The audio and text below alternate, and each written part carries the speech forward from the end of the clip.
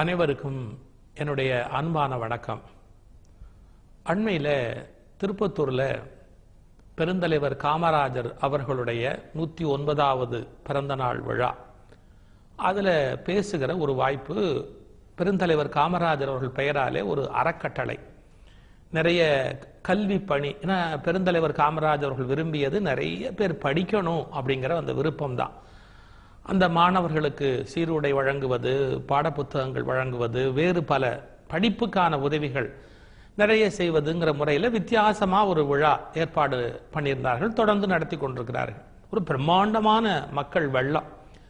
அதில் பேசுகிற ஒரு வாய்ப்பு, எனக்கு பெருந்தலைவர்களை பற்றி பேசுகிற ஒரு வாய்ப்பு கிடைத்தது. நான் என்னுடைய பேச்சு எப்போதுமே உருவாக்கிக்கிற போது ஒரு வித்தியாசமான ஏதாவது ஒரு கோணத்தில், இப்போ எல்லாரும் அவர் ஒரு அரசியல் தலைவர் அப்படிங்கிற கோணத்தில் பார்த்துருப்பாங்க. வெவ்வேறு கோணங்களில் அவரை பற்றிய தகவல்களை எல்லாம் சொல்வார்கள். எனக்கு மனசில் ஒரு எண்ணம், என்ன அவருடைய சூப்பர் ஸ்பெஷாலிட்டி. ஏன்னா பெருந்தலைவர் அப்படின்னு சொல்கிறோம், அப்போ அவருடைய தனித்த சிறப்பு, தனித்துவமான சிறப்புங்கிறது என்னவா இருக்க முடியும் அப்படின்னு ஒரு எண்ண ஓட்டம் ஓடிச்சு. நீங்கள் நல்ல வாழ்க்கையில் கவனிச்சு பாருங்க, சமூகத்தில் உங்களோட பக்கத்தில் இருக்கிற மக்களை எல்லாம் நல்லா கவனிச்சு பாருங்க, எல்லாரோடையும் பேசி பாருங்க, இல்லை கவனிச்சு உத்து பாருங்க. ஒரு ரகசியம் தெரியும். தாழ்வு மனப்பான்மைன்னு சொல்லுகிற இன்ஃபீரியாரிட்டி காம்ப்ளெக்ஸ், தாழ்வு மனப்பான்மை உள்ளவர்கள் மேலே வர முடியுமா? ஒரு பெரிய தலைவர், அதுக்கு மேலான ஒரு பெரிய நிலை, இப்படிலாம் மேலே வர முடியுமா? ரொம்ப கஷ்டம். தாழ்வு மனப்பான்மை உள்ளவர்கள் ரொம்ப கூச்சமா, கூனி குறுகி, தன்னை 10 பேருக்கு மத்தியில் எப்படி நிறுத்துறது அப்படின்னே தெரியாது. அப்புறம் நிலை நிறுத்துவது ஃபர்ஸ்ட், நிலை நிறுத்துவது, அப்புறம் தலைவராக நிற்பது எல்லாம் கஷ்டம், ரொம்ப சிரமம். இப்படி ஒரு சிந்தனை போக்க யோசிச்சு பாருங்க. தாழ்வு மனப்பான்மை பெருவாரியா யார் யாருக்கு எதனால வருது? இந்த உலகம் முழுக்க இருக்கிற மக்களை எடுத்து நீங்க அப்படியே பழகி பார்த்து நல்லா கூர்ந்து ஸ்டடி பண்ணி பாருங்களேன், ஒரு உண்மை தெரியும். ஒரு மனிதனுக்கு முதல்ல தாழ்வு மனப்பான்மை எதனால வரும்னு கேட்டா, வறுமையினால வரும். இப்ப நான் ஒரு 10 பேருக்கு மத்தியில் இருக்கேன், எனக்கு சரியான உடை உடுத்த முடியாது, போதுமான பண வசதி கிடையாது. நான் படிக்கிற பள்ளிக்கூடத்தில் எல்லாருமே காரில் இறங்குறாங்க, நான் நடந்து போய் பள்ளிக்கூடத்துக்கு போகணுருக்கு, எங்கள் அப்பா எனக்கு சாப்பாடு கொடுத்து விட மாட்டேங்கிறாரு. அப்படிலாம் வச்சுக்கோங்க, என்னை அறியாமையே ஒரு தாழ்வு மனப்பான்மை எனக்குள்ள வரும். வருமா வராதா? வறுமை தாழ்வு மனப்பான்மைக்கு ஒரு மிகப்பெரிய காரணம், குறிச்சுங்க. அப்புறம் என்ன, இன்னைக்கு இருக்கிற சின்ன பிள்ளைங்களோட பேசி பாருங்க. வெள்ளையா சிவப்பா இருக்கிற பிள்ளைங்களுக்கெல்லாம் ஒரு கர்வம் இருக்கும், கொஞ்சம் கருப்பா இருக்கிற பிள்ளைங்களுக்கெல்லாம் ஒரு கர்வம் கம்மியா இருக்கும். ஒரு கர்வம் கம்மியா இருக்க மட்டும் இல்லை, ஒரு தாழ்வு மனப்பான்மையா இருக்கும். என்ன அவ ரொம்ப சேப்புப்பா, நான் ரொம்ப கருப்பா இருக்கிறேன்.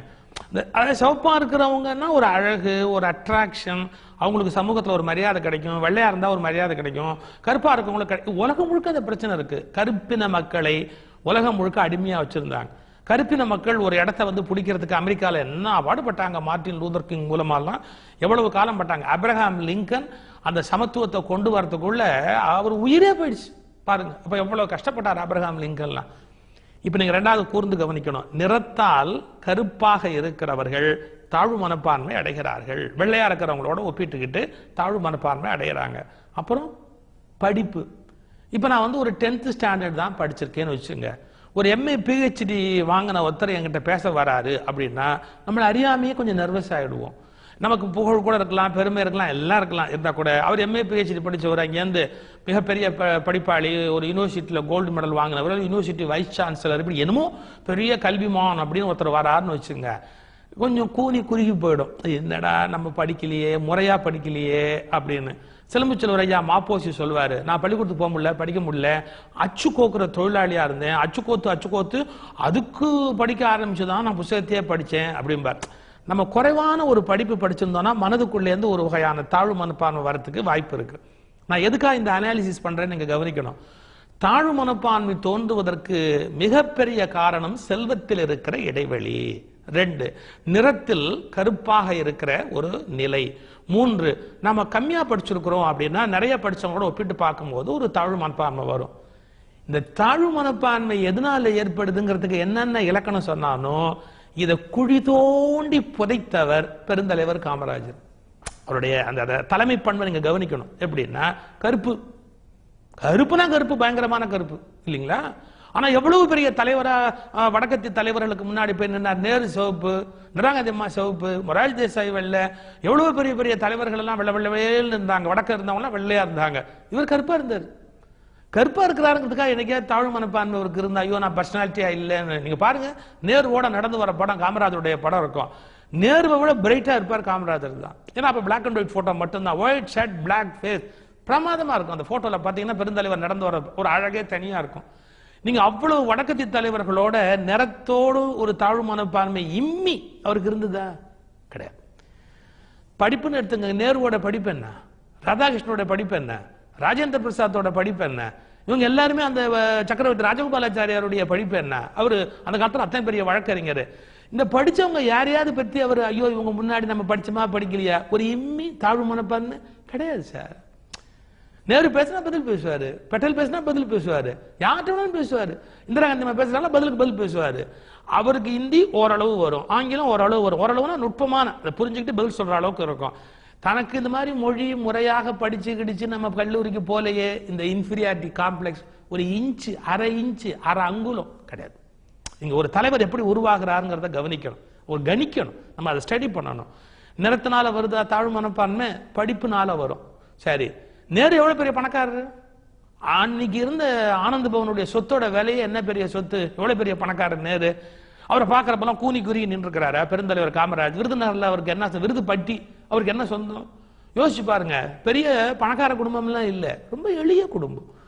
இவ்வளவு எளிமையிலேந்து போனவர், அவ்வளவு செல்வ செழிப்போடு போன தலைவர்களை அப்படி சமமா நினைச்சு பேசுறாரு அப்படின்னா, இந்த உலகத்தில் தாழ்வு மனப்பான்மை என்பது எவை எவற்றில் அரும்பும் என்று ஆய்வு செய்து கண்டுபிடித்தார்களோ எல்லாம் பொய்த்து போன இடம் பெருந்தலைவர் காமராஜ் அவர்களுடைய மனம்.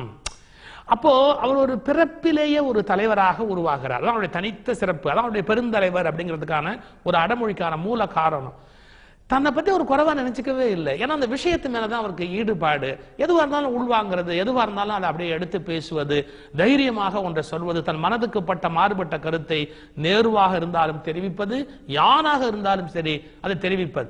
மகாத்மா காந்தியோடையே ஒரு கருத்து வேறுபாடு ஏற்பட்ட போது கூட அதை பதிவு செய்திருக்கிறார். சத்தியமூர்த்தி அவருடைய தலைவர். சத்தியமூர்த்தி அவர்கள் ஒரு ஆங்கில கலெக்டர் கலந்துகிட்ட விழால கலந்துக்கிறாரு. காமராஜர் சொல்றார், நீங்க யாரா வேணாலும் இருக்கலாம், அப்ப இருந்த காங்கிரஸ் கொள்கையின்படி பிரிட்டிஷ்காரன் கலந்துக்கிற விழால கலந்துக்க கூடாது. ஏன் கலந்துக்கிட்டீங்க? தப்பு பண்ணிட்டீங்க. யாரு? சத்தியமூர்த்தி பார்த்து தப்பு பண்ணிட்டீங்க, மன்னிப்பு கடிதம் எழுதி கொடுங்கிறார். அப்போ இவ்வளவு ஒரு பெரிய நிலையில அவருடைய மனோநிலையில அவர் உயர்ந்த அந்த அந்த அந்த மனம் அவ்வளவு செம்மைப்பட்டு அவருக்கு நிக்குது. அப்படி அதான் தலைவனுக்குரிய இலக்கணம். அதான் இன்னொரு பண்பு வேணும் தலைவனுக்கு. நான் சொன்னது தாழ்வு மனப்பான்மை எதிர்த்து நிக்கிற குணம், பண்பு ஒண்ணு வேணும். ஆங்கிலத்துல சிம்பத்தி எம்பத்தி அப்படின்னு ரெண்டு வார்த்தை உண்டு. சிம்பத்திங்கிறது யாரோ ஒருத்தரை பார்த்து ஐயோ பாவம் கண்ணு இல்லப்பா அவனுக்கு காசு போடு, ஐயோ பாவம் நடக்க முடியாதவங்க அவங்களுக்கு சோறு போடு, இப்படி இன்னொருத்தருடைய கஷ்டத்துக்கு இறக்கப்பட்டு ஏதாவது செய்யறது சிம்பத்தி, அது இரக்கம்னு வச்சுக்கோங்க. ஆனா அருள் என்பது வேறு. என்ன அருள் என்பது வேறு? அது எம்பத்தி. எம்பத்திங்கிறது என்னன்னு கேட்டா அவங்க நிலையில தன்னை பொருத்தி பார்த்துக்கிறது. இப்போ நான் அங்க அந்த இடத்துல நான் இருந்தேன்னா நான் என்ன கஷ்டப்படுவேன் அப்படின்னு அவங்க கஷ்டத்தை தான் கஷ்டமா எடுத்துக்கிறது. அப்போ நான் நானாவே இருந்துகிட்டு இன்னொருத்தர் மேல என்னுடைய கருணை பாஞ்சா அதுக்கு இரக்கம்னு பேரு. நான் அவனாகவே மாறி அவனுடைய மனோநிலையை அனுபவிச்சா அதுக்கு என்ன பேரு? அருள்னு பேரு, எம்பத்தி அப்படின்னு ஆங்கிலத்துல ஒரு வார்த்தை உண்டு. ஓரளவுக்கு அது பொருந்தி வரக்கூடிய வார்த்தை. பெருந்தலைவருடைய சிறப்பு அந்த எம்பத்தி. அவருக்கு சிம்பத்தியை விட எம்பத்தி தான் ரொம்ப முக்கியம். எப்படி? அவரை பார்க்கறதுக்கு ஒரு முறை அவர் முதல்வர் ஆனதுக்கு அப்புறம் பஸ் முதலாளிகள் சில பேர் வந்திருக்கிறாங்க. அவங்கெல்லாம் அவருடைய தேர்தலுக்காக செலவெல்லாம் பண்ணவங்க தான் பார்க்க வந்திருக்கிறாங்க. ஏதோ ஒரு ஊர்ல இருந்து யாரோ வந்திருக்கிறாங்க. இப்ப அவரு தன்னுடைய வெற்றிக்கு காரணமா இருந்தவங்க, உழைச்சவங்க, பணம் செலவு பண்ணவங்க அவங்கள முதல்ல பார்க்கணுமா, இல்ல வந்திருக்கிறாங்க பொதுமக்கள் ஏதோ ஒரு பாமரர்கள் சில கோரிக்கையோட வந்திருக்கிறாங்க. அவர் முதல்ல சொன்னார் நீங்கள்லாம் அப்புறம் பார்க்கலாம் அப்படின்னு இவங்களை இருக்க சொல்லிட்டு அவங்கள கூப்பிட்டு மொதல் கேள்வி கேட்கிறார், உங்களுக்கு ஊருக்கு கடைசி பஸ் எப்போ? பாருங்க, இதான் எம்பத்தி. அதாவது கடைசி பஸ் எப்ப அவன் அதுக்குள்ள அவன் போய் ஆகணும். அப்ப முதல்ல நான் அவனை பார்த்து அனுப்பிச்சாகணும். எத்தனை மணிக்குள்ள அனுப்பணும்? கடைசி பஸ் போய் அவன் பிடிக்கிறதுக்குள்ள அனுப்பணும். அப்ப அவன் என்னென்ன கஷ்டப்படுறானோ எல்லாத்தையும் தான் மனசால கஷ்டப்படுறார். இதுதான் உயர்ந்த பண்பு. கடைசி பஸ் எப்ப? இங்க இருந்து போறதுக்கு எவ்வளவு நேரம் ஆகும்? சரி, வந்த விஷயத்த சொல்லு. பார்த்து பேசி எல்லாம் பண்றாரு. இந்த வந்தவங்களுக்கு கொஞ்சம் கோபம். நம்ம எவ்வளவு முக்கியமா இவருக்கு உழைச்சிருக்கிறோம், பாடுபட்டு இருக்கோம், தேர்தலுக்கு கூட கொஞ்சம் பணமெல்லாம் செலவு பண்ணிருக்கிறோம், நம்மள மதிக்கல, யாரோ 4 பேர் வந்து உட்காந்துருக்கான், அவனுக்கு முக்கியத்துவம் கொடுத்து பேசிக்கிட்டு இருக்காருன்னு கோச்சுக்கிட்டு போயிட்டாங்க. அவங்க பாட்டு பேசாம போயிட்டாங்க. இதெல்லாம் முடிஞ்சு உங்களுக்கு வேண்டிய காரியம் எல்லாம் செஞ்சு கொடுத்ததுக்கு அப்புறம் கூப்பிடுவான, போன்ல கூப்பிட்டு கேட்டாரா, என்ன நீ வந்த உடனே ஒன்ன பார்க்கலன்னு கோச்சிட்டு போயிட்டியா? ஒன்னு தெரிஞ்சுக்க, அவன் போகலன்னா கடைசி பஸ் போயிட்டு அவன் எப்படி போவான்? அவன் கையில காசு இருக்குமா? கடைசி பஸ் போயிட்டு அவன் எப்படி போவான்? நீ கார் வச்சிருக்க, 10 நிமிஷம் காத்திருந்தா என்ன குடுமொழியா போவோம்? நீ காத்திருந்து ராத்திரி லேட்டா போக முடியும், உனக்கு கார் இருக்கு, அவன் எப்படி போவான்? அதை யோசிக்க வேண்டாமா? பாருங்க அந்த பண்பு, அவன் எப்படி போவான் அதை யோசிக்க வேண்டாமா? இன்னொன்னு தெரிஞ்சுக்க, நான் முதலமைச்சர் ஆனதால நீ வந்து என்ன பார்த்த, நான் முதலமைச்சர் ஆனதால நீ வந்து என்ன பார்த்த, அவன் என்ன முதலமைச்சர் ஆக்கிட்டு வந்து பார்க்கறான். நான் யார முதல்ல பார்க்கணும்? நான் முதலமைச்சர் ஆனதால நீ வந்து என்ன பார்த்த, அவன் என்ன முதலமைச்சர் ஆக்கிட்டு வந்து பார்க்கறான். நான் இப்ப யார முதல்ல பார்க்கணும்? அவனை பார்த்ததுதான் சரி, உனக்கு இஷ்டம்னா அவ, இல்லையா போய் சரி. இந்த மாதிரியான எதிரில் இருக்கிற தாழ்வு மனப்பான்மை ஜெயிச்சிட்டு வந்து அந்த எம்பத்தி அப்படிங்கிறாங்க பாருங்க, அது உள்ளவராக விளங்குகிறவர்கள் ஒப்பற்ற பெரிய தலைவர்களாக விளங்குகிறார்கள். அந்த மாதிரியான மனோநிலையில துறவிகள் கூட பாருங்க சார், அவங்க அண்ணன் தம்பி பசங்க அண்ணன் பசங்க இவங்களை கூட வச்சுக்குவாங்க. அவங்களுடைய சொத்து வரவு செலவு இதெல்லாம் பார்க்கணும்னா அண்ணன் பையன் தம்பி பையன் இப்படி யாராவது ஒருத்தர், இவருக்கு பிள்ளை இருந்தா கூட அண்ணன் பையன் தம்பி பையன் தான் சொத்தெல்லாம் பார்த்துக்கிட்டு இருப்பா. பெருந்தலைவர் காமராஜர் அம்மாவை கூட அந்த வீட்டில் இருக்கக்கூடாதுன்ட்டு. ஏன்? ஒரு துறவியை விட மேலான துறவியாக வாழக்கூடிய ஒரு பக்குவம். சில துறவிகள் இறந்ததுக்கு அப்புறம் பார்த்தா தங்கம் வெள்ளி கிள்ளியும் கோடி கோடியா எடுக்க முடியுது. அவர் இறந்த பிறகு அவர் அறையில இருந்து என்னடா எடுத்தான்னா 6 வேஷ்டி, ஒரு 100 சில்லற ரூபாய் பணம். பாருங்க, சொத்து வச்சுக்கல, சுகம் வச்சுக்கல.